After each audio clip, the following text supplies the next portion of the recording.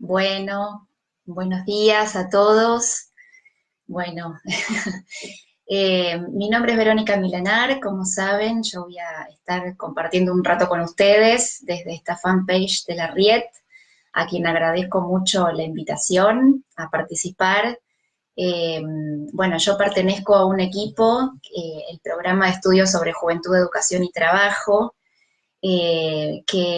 bueno, que hace mucho tiempo, ya hace más de 10 años que venimos investigando temas de juventud, educación y trabajo, y que estamos asociados a la red de la RIET, que coordina Claudia Jacinto, que ustedes ya la han tenido también como parte de los conferencistas de ciclos de charlas, por este medio tan contemporáneo como es esta webinar, que para mí es la primera vez, así que bueno, nos vamos ayornando a los nuevos tiempos.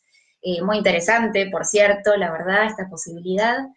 Y bueno, yo quería compartir con ustedes entonces, digamos, resultados de una investigación doctoral que se hizo en el marco de este programa que ya les comento, el programa de estudios sobre juventud, educación y trabajo, que tiene sede en el Instituto de Desarrollo Económico y Social.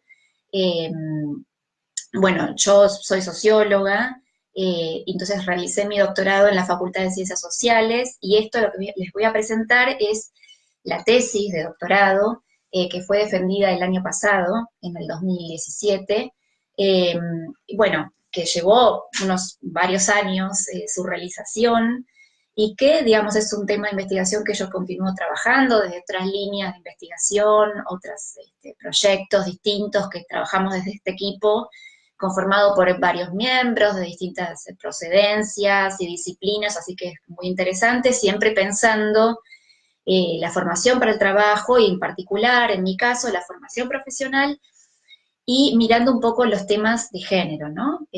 Cómo pensar la cuestión de género, la formación para el trabajo desde esa perspectiva de género. Así que bueno, el título de la ponencia es, o de la presentación de la charla de hoy, es la formación para el trabajo de jóvenes desde una perspectiva de género, entre la profesionalización, la acumulación y la socialización. Espero que se esté escuchando bien. Por las dudas miro un poco el celular, sí, parece que todo muy bien, así que seguimos adelante. Eh, bueno, como les contaba, entonces, una investigación que tuvo como su objetivo analizar y comparar en clave de género las trayectorias educativo-laborales de varones y mujeres jóvenes de bajo nivel socioeconómico. Siempre nosotros estamos trabajando la cuestión juvenil, entonces pensar un poco también la formación profesional y su incidencia en jóvenes, varones y mujeres es algo que a nosotros nos preocupa, nos interesa especialmente. Eh, Siempre pensando entonces la incidencia que tiene el cursar y egresar de centros de formación profesional para la movilidad laboral, los procesos de subjetivación, de socialización en el trabajo y la inclusión social en general. Entonces, un poco las preguntas que poníamos también en el resumen que habíamos hecho para esta presentación era cómo incide la formación profesional en las trayectorias de varones y mujeres jóvenes, a qué procesos de movilidad laboral y subjetivación contribuyen, de qué forma los abordajes de género de la AFP resultan un factor para comprender dichos procesos. Bueno, entonces un poco esas las preguntas resumidas que se propuso esta investigación, que tiene, digamos, un enfoque, digamos, para pensar un poco la propuesta de estas mediaciones institucionales que supone la formación profesional en un problema, la verdad, general y global, que es el desempleo juvenil, ¿no? Ustedes saben que en la Argentina el desempleo de los jóvenes triplica al de los adultos, y esto es algo que es una tendencia generalizada que no se revierte incluso cuando hay momentos en el país de recuperación del empleo y mayor procesos de asalarización, baja del desempleo, procesos de formalización en el empleo. Igualmente, incluido en el caso de que hay esos procesos, igualmente siempre los indicadores laborales muestran que en el caso de los jóvenes y las jóvenes, los indicadores son peores en términos de desempleo, en términos de informalidad, bueno, de oportunidades laborales en general, condiciones de trabajo. Y cuando uno analiza especialmente, no solamente la diferencia que hay, los contrastes que uno encuentra entre jóvenes y adultos, si además se le agrega la cuestión de género, entonces ahí se vuelve realmente inquietante, ¿no? Digamos, mujeres jóvenes que están en situación mucho peor que sus pares varones jóvenes y también mucho peor que en el caso de los adultos, incluso adultas mujeres. Entonces, los cortes por edad y por género suponen una multiplicación de las desventajas en estas poblaciones de bajos ingresos, de perfiles socioeconómicos, de sectores populares, ¿no?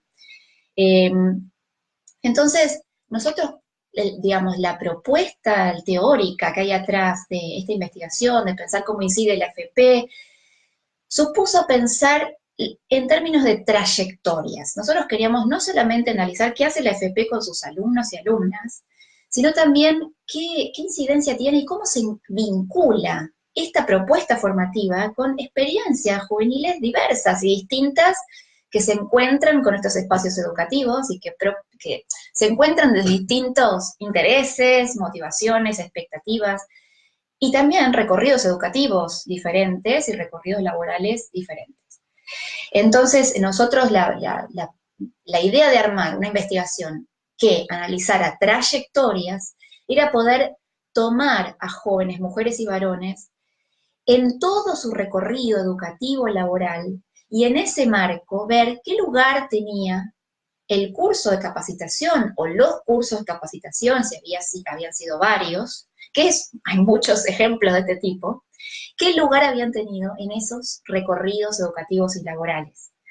Entonces, esta idea de pensar en trayectoria supone no solamente pensar, bueno, indicadores muy concretos, o sea, cuál es su inserción laboral posterior, cuál es su nivel educativo posterior al egreso del FP, sino también, además de todo eso, que son indicadores más objetivos de lo que sucede en una experiencia de un sujeto que transita por la FP, también trabajar todo lo que tiene que ver con lo subjetivo, o sea, qué encuentra esa persona en ese curso, qué buscó, qué encontró, qué de eso que encontró se transformó en un recurso productivo para poner en juego en una experiencia laboral posterior concreta, en una decisión vocacional, por ejemplo, de inclusión en una nueva carrera o en una carrera, continuar estudios, volver a la escuela secundaria.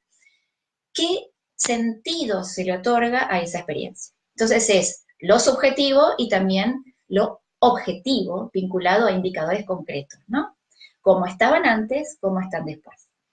En ese marco de pensar en términos de trayectorias y biografías, también entonces está la cuestión de género, y la cuestión de género también se puede pensar en términos objetivos, donde uno pueda reflejar cuáles son las desventajas concretas con las que se enfrentan, por ejemplo, las mujeres respecto de los varones, pero también todo lo subjetivo en relación a eso. Y entonces aparece, digamos, todo el aporte de los estudios de género muestran eso, ¿no? Que en muchos casos las oportunidades laborales restringidas para las mujeres que no acceden a determinados puestos laborales, por ejemplo, de mayor jerarquía o de mayor remuneración, eso se llama, bueno, eso se llama la brecha salarial que existe en términos de género en el mercado de trabajo, o también las segregaciones, como se entiende en los estudios de género, ¿no? La segregación vertical, que a las mujeres les cuesta acceder a puestos de mayor calificación o jerarquía en determinados nichos ocupacionales, lo que también se llama el techo de cristal, como que la mujer asciende en una carrera laboral, pero de golpe hay algo que la limita y no puede continuar esa carrera laboral, eso se llama segregación vertical, y también la segregación horizontal, que uno podría pensar también desde esta otra metáfora, las paredes de cristal, cómo a las mujeres les cuesta acceder a determinados nichos ocupacionales y en otros hay una sobredimensión de mujeres trabajadoras. Por ejemplo, en el caso del sector servicios o los trabajos de cuidado, el empleo doméstico. Entonces, bueno, nosotros desde los estudios de género se plantea que eso puede estar pensado desde el lado de la oferta de trabajo, pero también, digamos, qué oportunidades se ofrecen a las mujeres, pero también desde el lado de la demanda, o sea, cómo las mujeres buscan trabajo, qué eligen, qué priorizan, qué toman en consideración cuando deciden vincularse a un determinado trabajo, cuáles son sus deseos. Y ahí aparece cómo el género es un elemento relevante, clave, para pensar el deseo en relación al trabajo, una mujer se percibe a sí misma como trabajadora, si, digamos, desea compatibilizar su rol dentro de su hogar con la salida del hogar a un trabajo, cómo se compatibilizan esas dos dimensiones también en la vida de las mujeres. Entonces hay un montón de elementos donde cobran un sentido particular si uno se pone los lentes del género, sería eso, ¿no? Si uno desde el género puede pensar desnaturalizando un montón de elementos de sentidos otorgados al trabajo, al estudio, por parte de mujeres y varones. Entonces, desde ese doble aporte teórico es que nosotros hicimos esta investigación para pensar la formación profesional, pero tiene, digamos, en este país, yo soy de Argentina, no sé si lo dije y no sé si hay gente escuchando también de otros lugares, de otros países, digamos, en el caso de Argentina, la formación profesional es una oferta educativa que exige generalmente primaria completa, que está organizada por las provincias, es un país federal, el nuestro, y está organizada por cada jurisdicción, entonces hay mucha diversidad en las ofertas a nivel del territorio nacional, y a su vez, dentro de cada jurisdicción hay, digamos, distintas ofertas de formación profesional, las que son propias de las provincias, pero también las que son conveniadas con otras organizaciones, que pueden ser sindicales o pueden ser organizaciones civiles, entonces que esa es una doble gestión, digamos, de la formación profesional, lo que nosotros llamamos la formación profesional conveniada, y la otra pura. Entonces esa es realmente una diversidad a considerar cuando yo hablo de la formación profesional en Argentina, ¿no? Eh, que, digamos, es atendida por una matrícula importante y en crecimiento en nuestro país, también, digamos, con una matrícula importante de mujeres. En la provincia de Buenos Aires es mayor la matrícula femenina que masculina, y esto, bueno, digamos, hay también que considerarlo y que, digamos, accede una población trabajadora, pero también en búsqueda de, digamos, reconversión profesional, que, digamos, generalmente cuenta con estudios primarios y en algunos casos con estudios también secundarios. Entonces, gente que termina el secundario que busca también alguna formación profesional para sumar a ese título secundario. Bueno, dentro de la FP, entonces, en nuestro país, digamos, en esta investigación vamos a hablar más que nada de lo que se llama el área metropolitana de Buenos Aires, que es la ciudad y provincia de Buenos Aires, el conurbano. Digamos, nosotros hace un tiempo que venimos siguiendo y acompañando varios centros de formación profesional diferentes en el marco de este territorio, ¿no? En el caso de esta tesis se eligieron 3 centros. Ahora voy a explicar las razones de la elección de esos 3 centros, por qué esos 3 centros. Digamos, pero nosotros lo que yo quisiera compartir con ustedes es que hace un tiempo que venimos tratando de observar qué tipo de enfoque de género tienen las experiencias educativas en los centros de formación profesional, que les digo, en este territorio, ¿no? Y lo que vemos es que en realidad hay muy poca incorporación del enfoque de género. Hay que decir que los últimos tiempos, sobre todo el último año y medio, ha producido un cambio muy grande en la Argentina, sobre todo con toda la movilización vinculada a las mujeres, al Ni Una Menos, a las marchas de Ni Una Menos, en contra de los feminicidios. Entonces hay que considerar que el escenario ha cambiado el último tiempo de forma significativa, y que eso la verdad que es para celebrar. Pero es cierto que la FP generalmente tiende a, en su oferta de cursos, y esto es algo dicho también en otros contextos, no solamente acá en este país, tiende a reproducir esas segregaciones de las que hablábamos antes en el mercado de trabajo, casi sin cuestionamientos. Entonces los cursos que se ofrecen en general están bastante divididos, los cursos bien típicos para varones y los cursos típicos para mujeres, y en las aulas de la FP generalmente uno se encuentra con esa división de género bastante tajante, que nadie obliga a cursar un curso u otro, pero digamos, es algo que sucede, de hecho. Y por otro lado, digamos, hay poca reflexión acerca de qué se puede hacer o cómo se puede intervenir en términos de género. No quiere decir que no esté este tema ahora siendo un tema relevante para muchos centros, es cierto. Digamos, pero también es cierto que es un debate no saldado en relación a cómo se interviene en términos de género, o sea, qué es lo que debemos hacer. Debemos promover que las mujeres accedan a cursos que son típicamente masculinos, o a la inversa. Debemos acompañar a las mujeres especialmente con talleres de sensibilización en género. Debemos, no sé, debemos al contrario, reforzar la diferenciación entre varones y mujeres, justamente para poder trabajar temas vinculados a las mujeres con ellas y vinculados a las problemáticas de los varones con ellos. No es un tema, digamos, fácil de abordar, y cada propuesta educativa, justamente porque sucede en espacios tan contrastantes, no es lo mismo un sindicato que una organización barrial, que una organización religiosa, que una institución pública, no es lo mismo la agencia que está interviniendo, y por lo tanto no va a ser lo mismo el debate que suceda en ese centro, ¿no?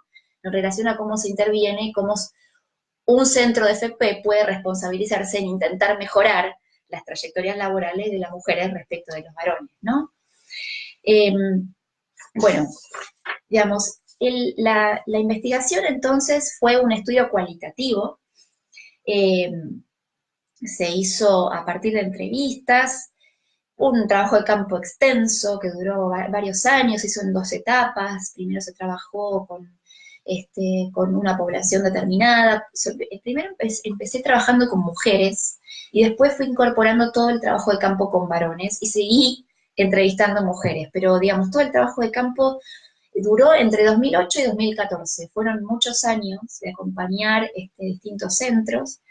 Eh, digamos, y se tomaron 2 cuestiones. Por un lado, elegimos trabajar centros de formación profesional, después de hacer una revisión de todas las ofertas que había en este territorio que yo les digo, el AMBA. Hicimos un relevamiento de todas las ofertas, de cuáles son sus propuestas, digamos, y la verdad, sinceramente, decidí trabajar con 3 ofertas educativas completamente contrastantes entre sí.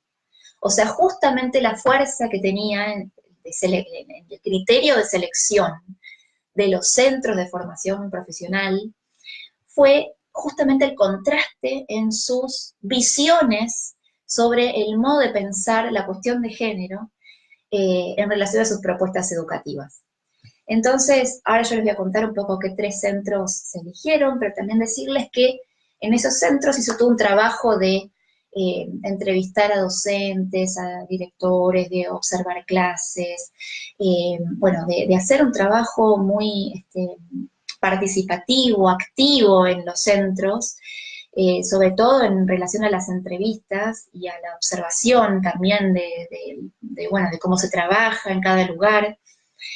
Y por otro lado, la selección en cada centro de una muestra de jóvenes, varones y mujeres, egresados de esos centros entre 1 y 3 años antes del momento que yo hacía las entrevistas. Entonces yo tomé jóvenes, varones y mujeres que habían egresado de esos centros y que incluso algunos ya hacía rato que no se vinculaban con el centro, por más que la verdad que hay que decir que en general los centros tienen un vínculo que no se termina nunca con sus egresados y egresadas. Y eso es interesante y algo para rescatar y resaltar del trabajo y la labor de la formación profesional. Pero, digamos, no sucede en todos los casos, y entonces se fue realmente, digamos, tuvo un esfuerzo, digamos, por buscar esos egresados y egresadas, citarlos, tener una entrevista con ellos y poder reconstruir, entonces, sus trayectorias educativas laborales, sus recorridos, antes del curso de formación profesional, lo que había sucedido durante y lo que había sucedido después. Se hicieron 57 entrevistas, en algunos casos se hicieron más de una entrevista a cada uno de estos jóvenes egresados, o sea que se hicieron más de 57, 57 son los chicos y chicas que toman esta investigación. Y la forma de analizar lo que yo encontré fue a través de construir, agrupar lo que yo veía de esas trayectorias en grupos de trayectorias con similitudes entre sí. Entonces, por más que yo tomaba 3 centros muy contrastantes, ubicados en distintos lugares, las trayectorias de los jóvenes fueron tomadas en su conjunto, tratando de captar cuáles eran las similitudes y las particularidades propias de esas trayectorias, rescatando lo más emblemático y paradigmático, lo que más se podía generalizar en relación a esas particularidades, y me quedé con 3 grandes grupos de trayectorias, que es un poco lo que está planteado en el título de la presentación, trayectorias de profesionalización, de acumulación y de socialización, como 3 procesos subjetivos distintos en relación a el vínculo y el encuentro con la formación profesional. Entonces, en esos grupos de trayectorias podían vincularse con un centro, con otro u otro. Entonces, el desafío era pensar en esos tipos de trayectorias, cuáles eran los encuentros que se producían con centros tan diferentes, ¿no? Entonces, les cuento un poco de los centros. Lo que contrasta a estos 3 centros, que uno se trata de una ONG que da cursos de capacitación laboral en la ciudad de Buenos Aires a chicos que están terminando el último año del secundario, entonces tiene todo un trabajo de acompañar el último tramo del secundario, eso es interesante, es relevante porque la población que generalmente egresa de ese centro tiene el título secundario, y su particularidad en este centro es que trabaja pensando muy enfocadamente en lo que se requiere en el mercado de trabajo, que se demanda en términos de trabajo, trabajadores, competencias, habilidades, sobre todo para esta población de bajos recursos y un nivel educativo de secundario completo. Entonces, lo que hacen es un trabajo muy minucioso de articular con el sector empleador, sobre todo de la rama de los servicios, para ver qué es lo que se requiere en términos de habilidades para los trabajadores y trabajadoras jóvenes, y eso tratan de ofrecerlo en su propuesta educativa, que está centrada en un trabajo de habilidades actitudinales, centrado en eso,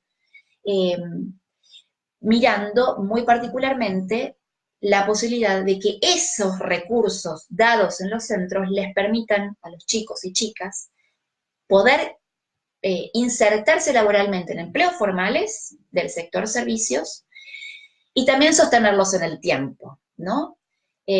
Entonces, la propuesta de intervención de este primer centro, que yo la llamé la fundación, y que tiene un abordaje igualitario en términos de género, es que están pensando bien qué darle a los chicos y chicas para poderse insertar mejor en el mercado de trabajo. Y así trabajan la cuestión de género.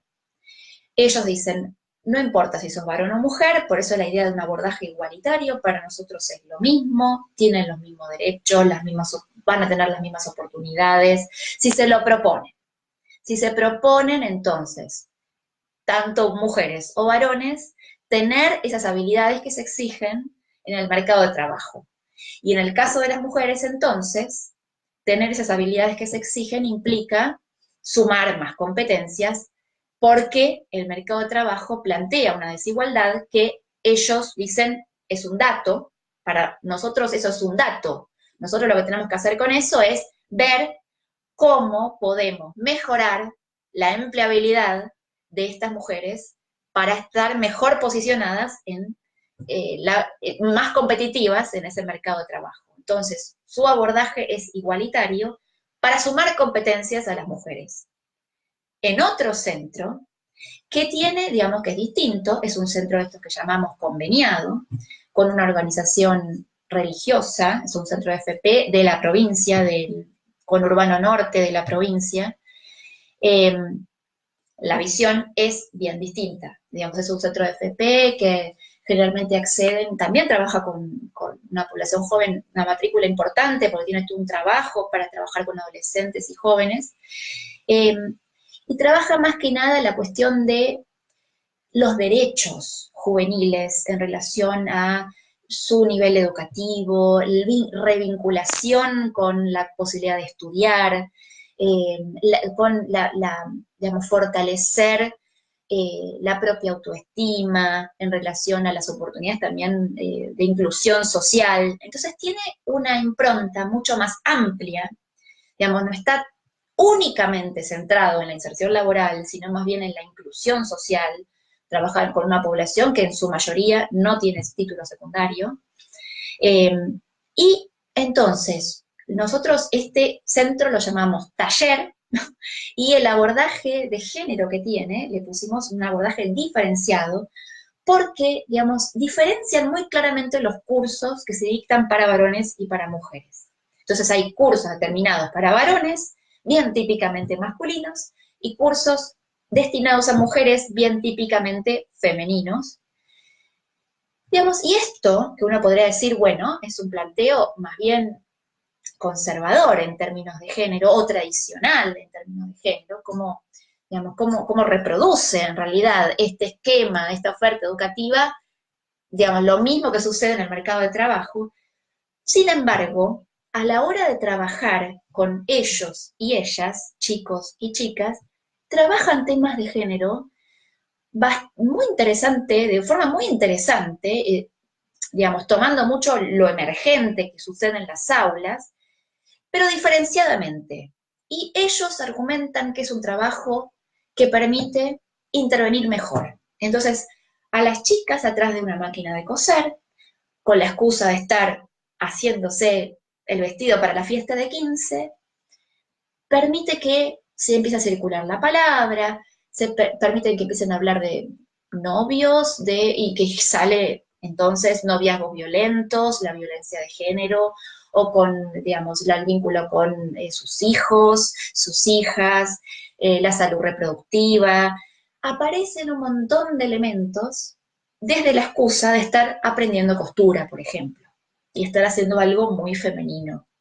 Entonces, también se trabaja con poblaciones, por ejemplo, de mujeres que no tienen una experiencia laboral, eh, digamos, que no tienen tampoco un deseo de salir a insertarse laboralmente, que muchas veces van al centro de FP para hacer algo que les gusta, para salir un rato de sus casas, para tomar un poquito de aire, para buscar amigas, para hacer algo con otras.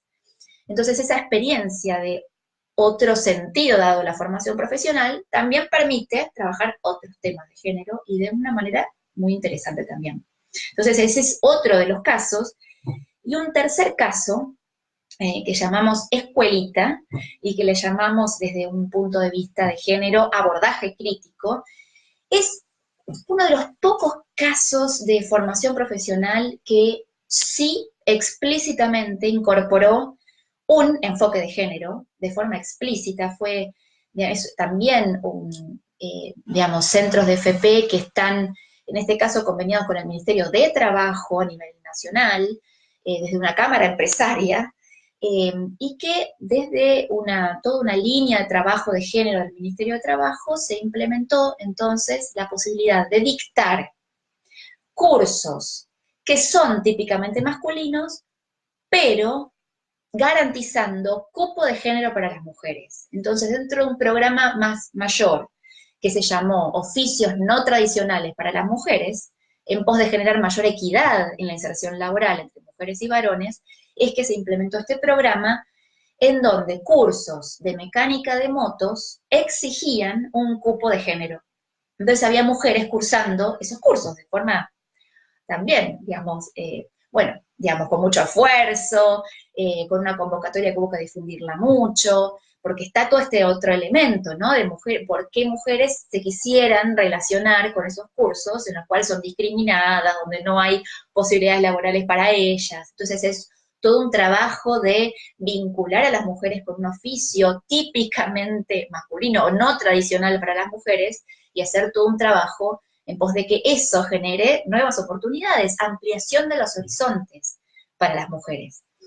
Eh, yo en el trabajo cuento, digamos, lo difícil que fue para este centro implementar este programa con enfoque de género explícito. Ellos no solamente garantizaban el cupo de género, sino también que incorporaban tutoras que acompañaban en términos de género a las cursantes y que daban charlas y talleres de sensibilización en género, pero bueno, fue realmente muy difícil porque, digamos, los docentes, instructores, en sí mismos ya, digamos, les costaba muchísimo tener mujeres alumnas, las resistían, opinaban que no, sabían igual que los varones. Entonces, en el mismo aula se sucedían una y otra vez discriminaciones de género, por más que era un programa que se suponía debía justamente, bueno, aportar a romper todas esas naturalizaciones en términos de género, ¿no? Pero en la tesis cuento los 1001 vueltas y vaivenes del programa para lograr implementarse, porque realmente fue muy difícil y era muy disruptivo, ¿no? Entonces eso es el abordaje crítico de este último centro que lo llamé de la escuelita. Entonces, en los grupos de trayectorias también se hizo algo parecido a esto que estoy diciendo, de marcar las particularidades en los chicos y chicas egresados y egresadas, digamos, dándole fuerza en cada uno de los grupos de estos jóvenes, que yo tomé chicos y chicas de entre 18 y 32 años, o sea, un rango etario amplio. Entonces, digamos, se considera esta cuestión de la edad, el capital educativo previo, todos, digamos, de sectores populares, ¿no? Como, digamos, barrios relegados, en general, vinculados a estos centros que les digo. Este de la escuelita está en el partido de Caseros, también un barrio de sectores obreros, sector popular, el otro está en el conurbano norte, en Tigre, el partido de Tigre, y la fundación está en la zona sur de la ciudad de Buenos Aires, también recibe chicos de sectores populares, incluso chicos migrantes y que no tienen vivienda propia, que residen en hoteles o en lugares ocupados. Entonces, bueno, ese es un poco el perfil poblacional que se toma, pero igualmente en su interior hay diferencias en relación a la edad, en relación a los capitales educativos. Pero más, digamos, más allá de estas diferencias grandes, digamos, también se observan diferencias muy relevantes, y esto es lo que yo resalto en estos agrupamientos de trayectorias diferentes, en relación a dónde ponen el énfasis o el foco o su mayor deseo, podríamos decir la libido, ¿no? Su mayor deseo, estos chicos y chicas, en relación a diferentes esferas de la vida. O el trabajo, o el estudio y lo vocacional en términos generales, o la familia, o lo barrial, las amistades, las redes de sociabilidad vinculadas a un territorio. Entonces, en esas esferas diferenciadas, yo podía ubicar que había realmente algo que se sostenía a lo largo de la trayectoria, que uno podía decir, bueno, este chico o esta chica que arranca su trayectoria laboral a los 15, 16 años o antes incluso, ¿cómo se puede percibir en todo su relato y narración biográfica que su intensidad está puesta en el trabajo? O a la inversa, que su intensidad está puesta en lo familiar, en la sociabilidad con los pares, el barrio, las amistades, o en el estudio y en acumular un capital educativo, ¿no? Entonces, a partir de eso se generaron tres grandes grupos. Un grupo de chicos que llamamos trayectorias de profesionalización, que ponen toda su fuerza y su foco y su deseo en la carrera laboral.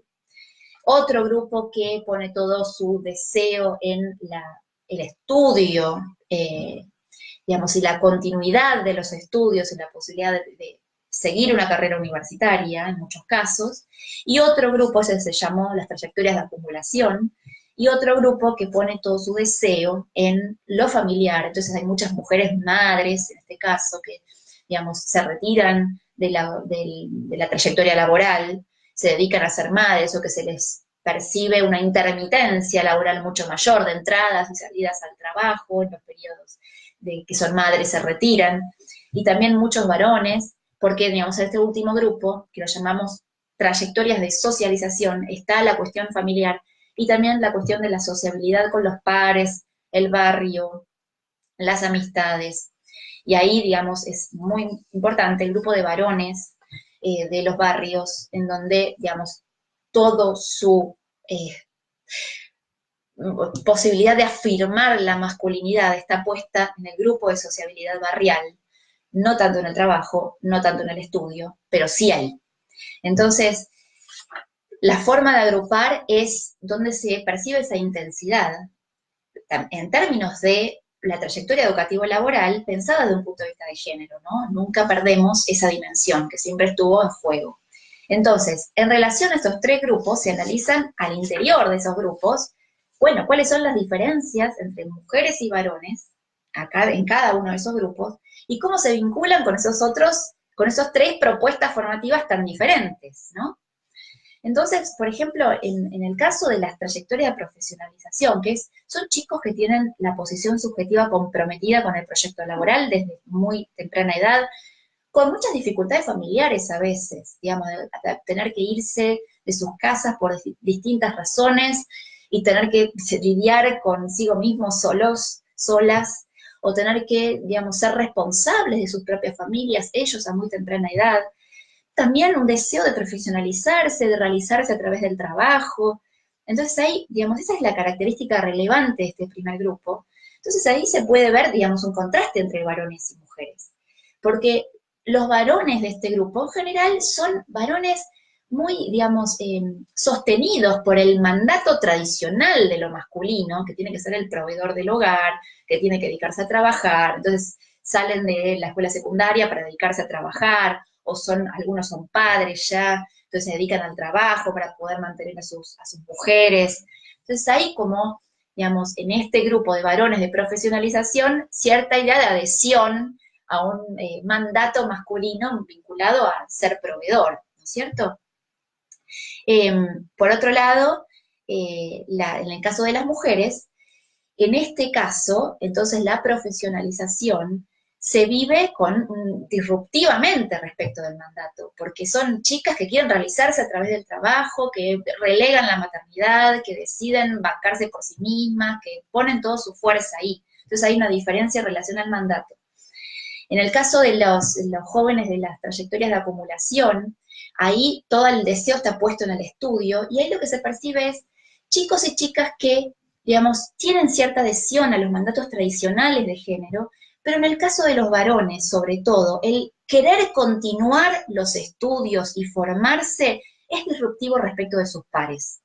Entonces, sostenerse, por ejemplo, en el centro de formación profesional, sostenerse ahí, a veces es a costa de recibir, por ejemplo, bueno, una sanción moral respecto de su grupo de pares, de por qué seguís estudiando, por qué se estudias tal cosa. Pasaba mucho un ejemplo, y lo digo como un ejemplo muy concreto, en los cursos de gastronomía, que se exigía a los chicos y chicas que vayan con una camisa para ir practicando, digamos, el servicio de ser mozo, camarero, camarera, digamos, y hay muchos chicos que no se animaban a portar la camisa, sino que la guardaban en una bolsa y se la ponían en el centro mismo, porque tenían miedo a la sanción de sus pares, ¿no? Vos con la camisita, ¿por qué estás haciendo eso? ¿Por qué estás estudiando? Digamos, hay en general, digamos, una necesidad de tener que romper con determinadas cosas, sobre todo para el caso de los varones, para poder continuar los estudios. Y en el caso de las trayectorias de socialización, que también es muy interesante, ahí lo que se veía es que el deseo está puesto en la familia o en las redes barriales, y no tanto ni en el trabajo ni en el estudio. Entonces el vínculo con el centro es bien distinto, es, digamos, otra experiencia más bien de revinculación con la sociabilidad. Por ejemplo, en el caso de las chicas que son madres, bueno, salir un poquito, respirar, tener un poquito de oxígeno, juntarse con otras mujeres. Y en el caso de los varones, bueno, a veces incluso es participar de un espacio que está bien conceptuado en el barrio, legitimado en el barrio, y no un espacio más ilegal o menos bien conceptuado como estar en la esquina con los pibes. Entonces, ir al centro es una revinculación también social y ganar como cierto, ¿no?, reconocimiento en esa experiencia, pero no tanto, entonces, el efecto tiende a ser la inserción laboral, sino más bien en un trabajo en sí mismos muy importante, de resignificar un poco su trayectoria hasta ese momento. Entonces, en estos tres, y en el caso de los varones, entonces hay una adhesión al mandato masculino típico del proveedor, quieren ser eso, pero la escasez de oportunidades laborales les impide tener un trabajo en blanco o de tiempo completo o sostenerlo en el tiempo. Ya sabemos cómo son las oportunidades laborales en ciertos sectores sociales, digamos, o sea, es muy difícil, o en ciertos territorios también la movilidad que supone acceder a esos lugares de oportunidades laborales es muy costoso y muy difícil, y por lo tanto entonces la masculinidad termina afirmándose en quién conoce mejor la calle, quién tiene más aguante, todo eso, esa dimensión de la sociabilidad barrial. Eso es donde se realiza la masculinidad, como decía antes. Entonces el centro de FP trabaja con toda esta dimensión de redisponer a estos varones en un rol de trabajadores también, ¿no? Bueno, digamos, eso es todo un trabajo de intervención en términos de género que muchas veces los centros ni siquiera tienen conciencia de que eso efectivamente se hace.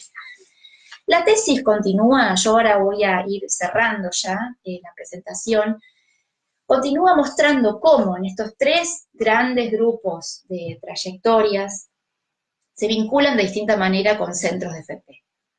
Y lo que está en claro acá es que, digamos, la FP se significa de una manera muy diferente en chicos y chicas en nuestro país, se significa de una manera muy diferente, no es lo mismo lo que busca una chica que fue madre, que vive en un barrio y que no tiene deseo de continuar sus estudios, que una chica que está terminando el secundario y que quiere sumar entonces una capacitación para tener mejor inserción laboral, o una chica que dejó los estudios pero que hace rato que está en un trabajo y que quiere profesionalizarse para mejorar su salario, para mejorar su carrera profesional.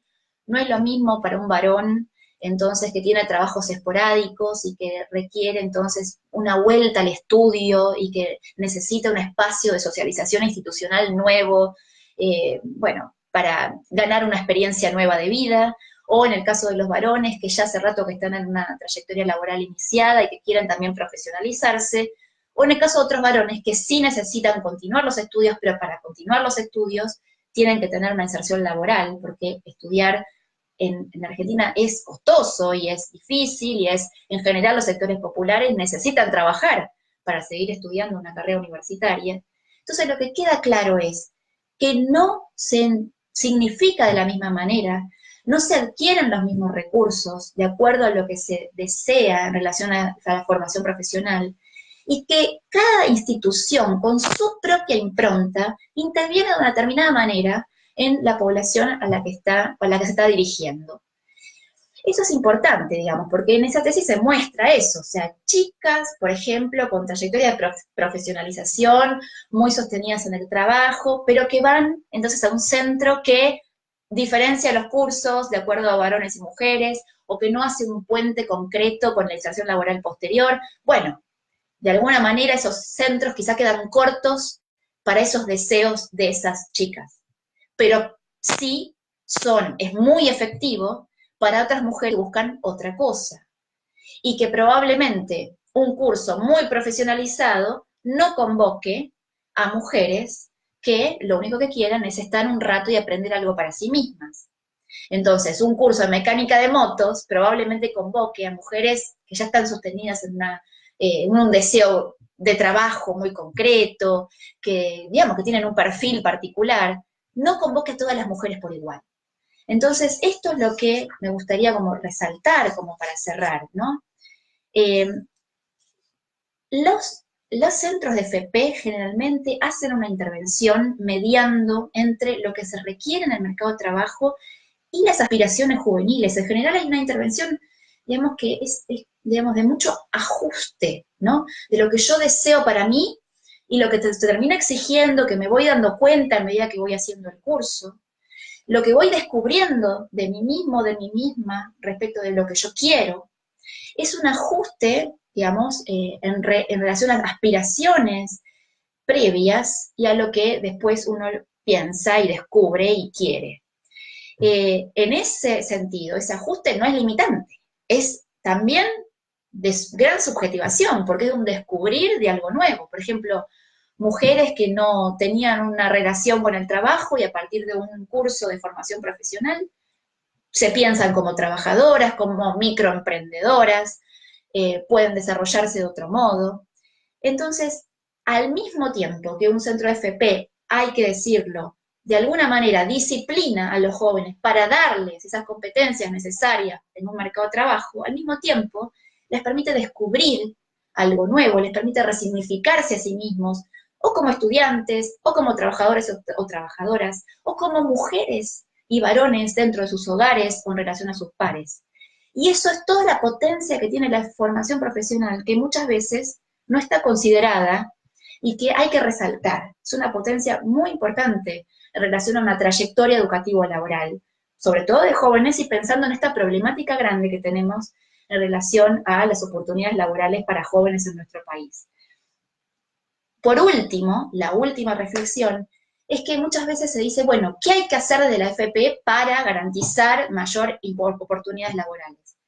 Bueno, yo creo que esta tesis lo que muestra es que no hay un tipo de dispositivo que sea más efectivo que otro y que hay que apostar a un determinado dispositivo o que un dispositivo hace las cosas bien y otro las va a hacer mal. No necesariamente eso puede pensarse así, porque lo que muestra la investigación es que como hay distintos perfiles, distintas búsquedas, motivaciones y encuentros tan particulares y diferentes con la formación profesional, las intervenciones, si son variadas, también abren un abanico de intervenir de distinta manera de acuerdo a distintos perfiles. Entonces, eso es importante, no hay una experiencia más efectiva que otra, y esto vuelvo a la cuestión de género, sino que hay que ver cómo las incidencias responden también a búsquedas diferentes e intervienen de diferente manera de acuerdo a perfiles de públicos diferentes. Entonces, bueno, esto es un poco lo que se muestra en esta tesis, que se defendió el año pasado, como es bastante reciente, nosotros seguimos investigando, tomando sectores de actividad en particular, ampliando nuestra mirada sobre los distintos centros y lo que hacen, y sus propuestas pedagógicas, didácticas, su vínculo con las oportunidades laborales. Y también lo que venimos trabajando es cómo los centros de FP piensan, abordan de determinada manera la cuestión de género, ¿no? De la desigualdad entre mujeres y varones. Lo están pensando, cómo lo piensan, qué proponen, qué elementos suman, qué elementos quitan en sus propuestas educativas. Así que bueno, esto es entonces la presentación.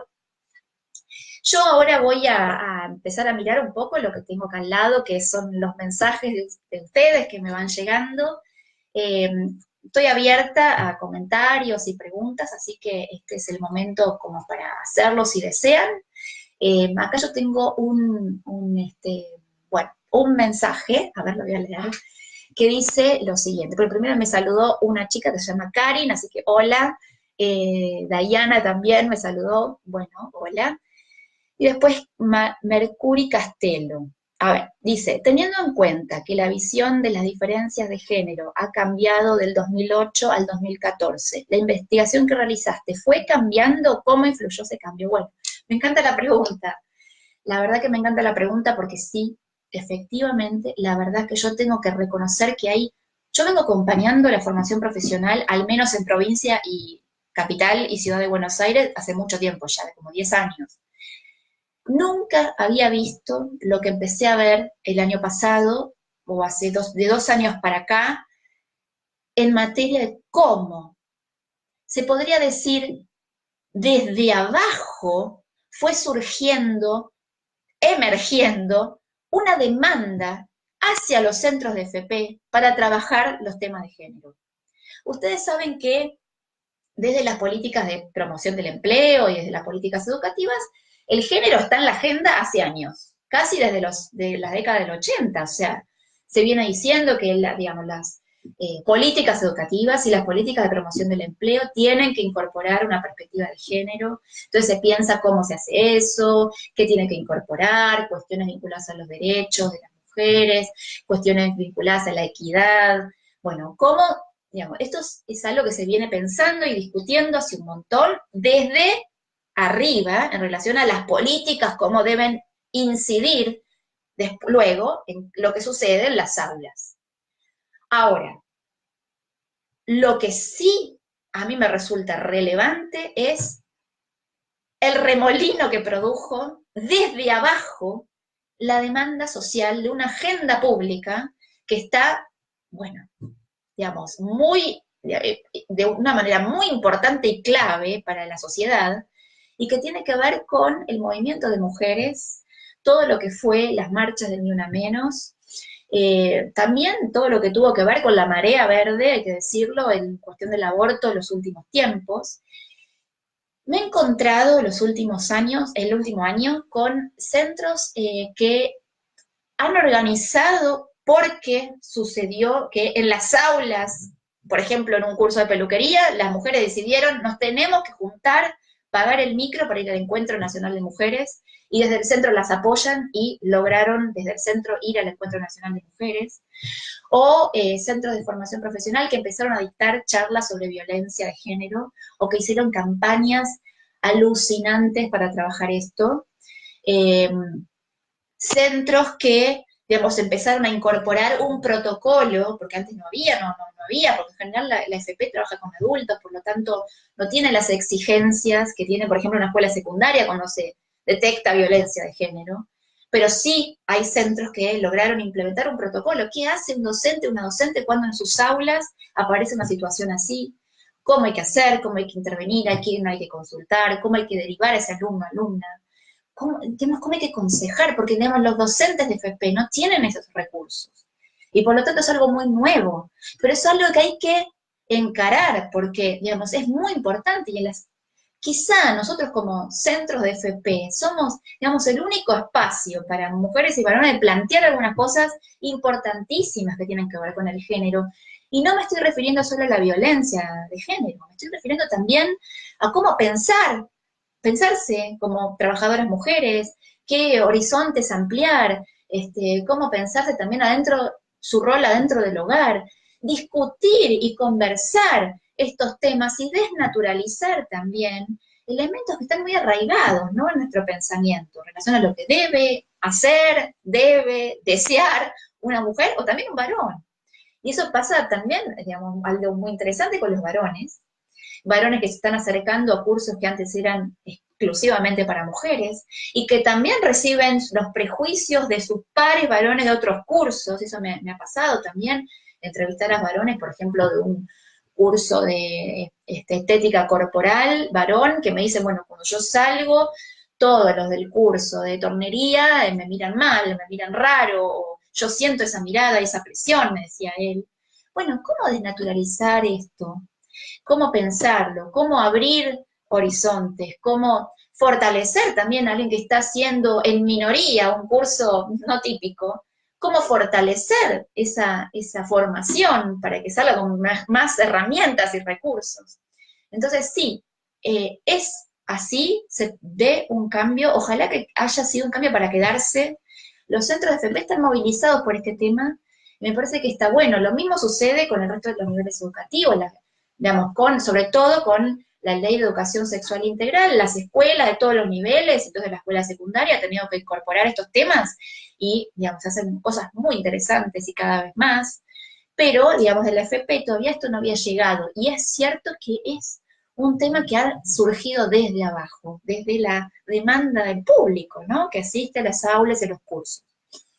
Hay otra pregunta acá, que dice, ¿qué formación reciben los docentes de FP para enfrentar el aula con este tema tan diverso, polémico y subjetivo? Yo creo que es una cuestión que por ahora está quedando en manos del docente. En la voluntad del docente de hacer un curso, de actualizarse, de hacer una formación específica, y sinceramente yo en este momento, como no hay capacitaciones dictadas desde arriba, como venía diciendo, la verdad que yo recomiendo hacerlo.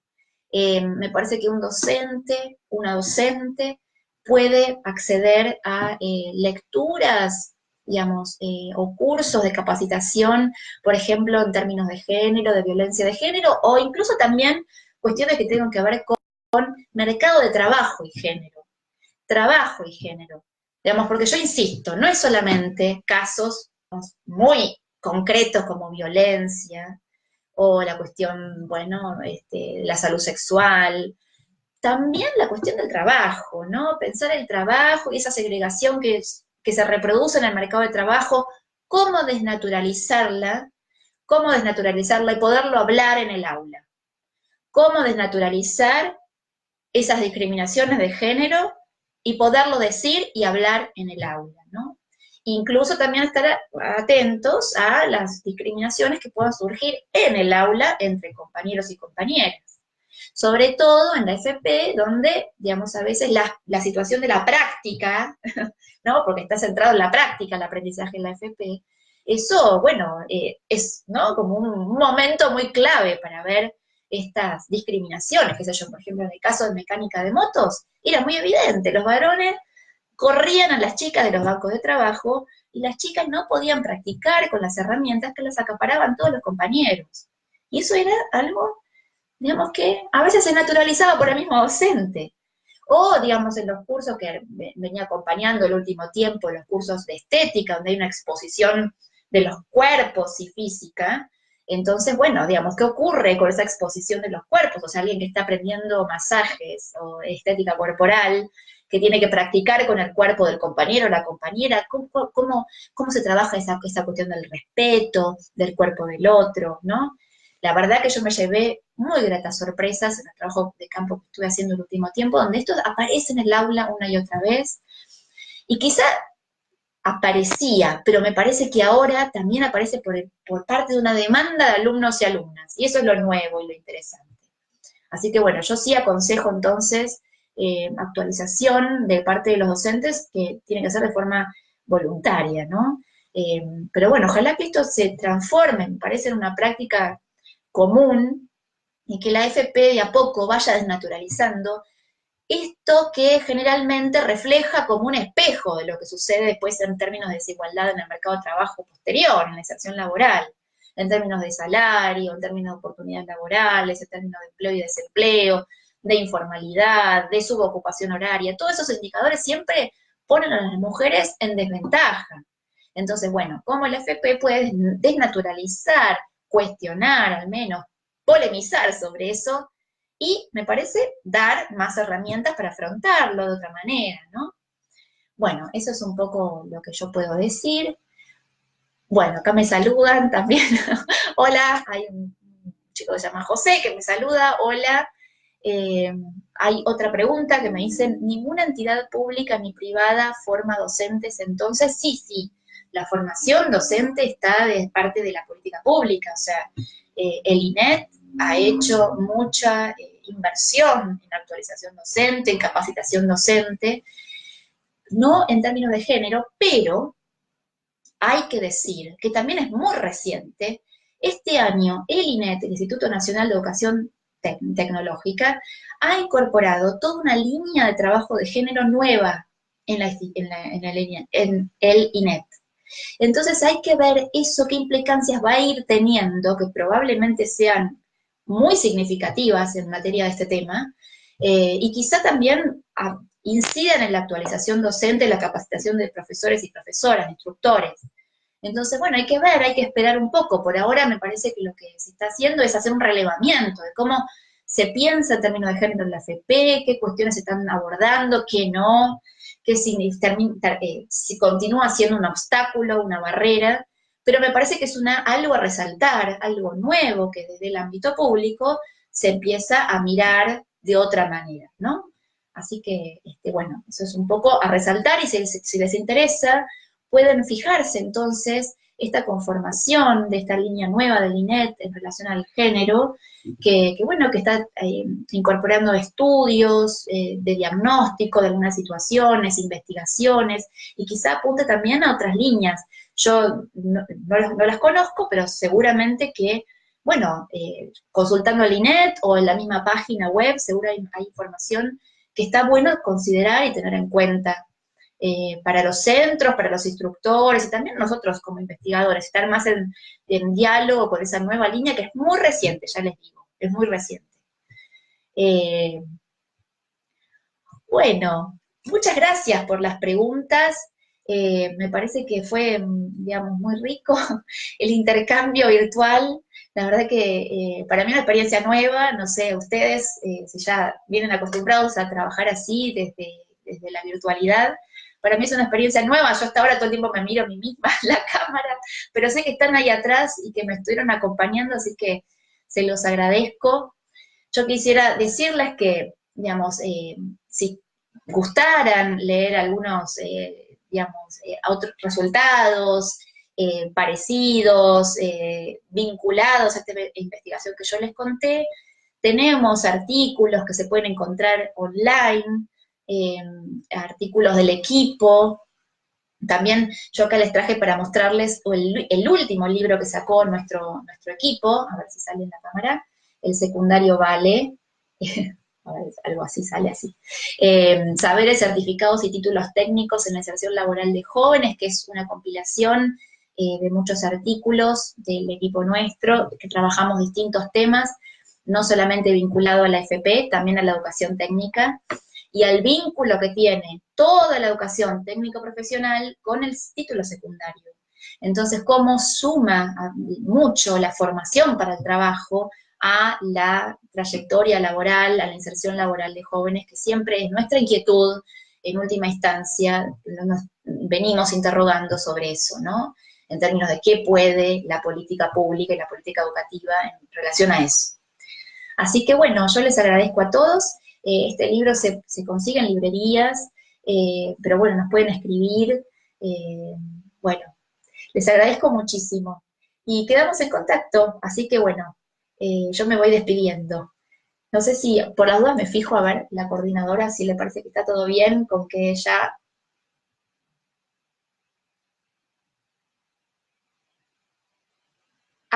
dice que hay 2 preguntas más. A ver, porque no me aparecen acá. A ver. Dice, ¿observaste estrategias institucionalizadas encaradas de CFP que respondan a esta agenda pública? Bueno, lo que yo les contaba de la tesis es digamos, la experiencia que yo considero muy relevante en términos de materia de género, porque además sigue una tendencia internacional a trabajar el tema de oficios no tradicionales de género, que es una agenda no solamente pública de acá, sino internacional, vinculada a temas de la OIT, es los cursos, es el programa de oficios no tradicionales de género que funciona en el Ministerio de Trabajo y que continúa. Así que uno de los temas que yo estuve desarrollando tiene que ver con una experiencia bien relevante en términos de incorporación de enfoque de género, que podría ser esa, no sé, es esa, la que yo mencioné. Por ahora lo que se ve es todas experiencias sueltas, menos organizadas, explicitadas, ¿no? En la propuesta educativa, es más esporádico lo que uno ve en ese sentido. Ese es un programa oficial, institucionalizado, que tuvo financiamiento. Entonces, dentro de lo que hay en materia de género, ese es un caso paradigmático de una política de promoción del empleo con enfoque de género. Después hay otra pregunta que dice, desde los estudios críticos feministas se hace una crítica al sistema sexo-género y al concebir que solo hay 2 géneros posibles, hombre y mujer. Esta cuestión fue tratada en tu tesis. Bueno, es una cuestión de los estudios de género y de los estudios feministas claramente. Miren, sinceramente lo que yo les puedo decir en relación a eso es que es cierto, los estudios de género han avanzado muchísimo y sobre todo de la mano de una autora súper relevante que es Judith Butler, que ha trabajado completamente de otro modo, o sea, digamos, de una forma muy novedosa el género, no como esa dicotomía entre sexos, cuerpos biológicos y cómo los mandatos se inscriben en esos cuerpos, sino más bien revisando toda esta dimensión del cuerpo y del mandato cultural y que condiciona los cuerpos, o sea, revisando todo eso desde una propuesta de que el género es un hacer, una performatividad, que el cuerpo ya es hablado por una, bueno, heteronormatividad de género, y en ese sentido también la sexualidad es hablada en esos términos. Es cierto, digamos, el aporte, en la tesis se toma esta idea del género como hacer, sobre todo para ver que no hay, digamos, condicionantes imposibles de subvertir. No hay solamente varones o mujeres que van a pensarse de una manera o de otra, que hay múltiples formas de ser mujer, múltiples formas de ser varón, y por supuesto, otros géneros que en esta tesis no están considerados. ¿Por qué? Porque, digamos, se priorizó lo tradicional de la desigualdad de género en el mercado de trabajo y los estudios clásicos de sociología del trabajo desde un punto de vista de género, que en general comparan varones y mujeres. Entonces, de esa comparación, que sí es dicotómica y que sí se hace un planteo autocrítico en la propia tesis sobre eso, pero desde esa perspectiva se retoma para no perder de vista que eso está tan presente y evidente, y por más que se discuta y se mencione hace décadas, no cambia esa desigualdad de género entre varones y mujeres. No cambia. Entonces, ¿cómo eso tan evidente en el mercado de trabajo puede reflejarse, repensarse en términos de los cursos, cursantes de la formación profesional? No quiere decir que no se puedan también abrir a otros géneros y pensar de otra manera también la cuestión de género. Mi aporte fue a pensar no dicotómicamente varón-mujer, justamente mostrando que hay muchos modos de ser varón y muchos modos de ser mujer. Y este agrupamiento de trayectorias un poco muestra eso también. Entonces, el aporte de los estudios de género apunta más a eso, a desandar la idea dicotómica de varón-mujer, que mucho la trabaja la sociología clásica del trabajo, que en general las estadísticas muestran por sexo, ¿no es así? Entonces esta tesis desanda un poco eso, pero se queda corta, en relación a otros géneros y otras experiencias en relación a eso. Así que bueno, está buena la pregunta, me parece que es muy válida, importante, y para mencionar mejor el aporte y el diálogo con los estudios de género de la tesis. Bueno, creo que ahora sí, ya respondí todo, así que les agradezco un montón, y bueno, quedamos entonces en comunicación, en contacto para lo que deseen. Bueno, muchas gracias y saludos.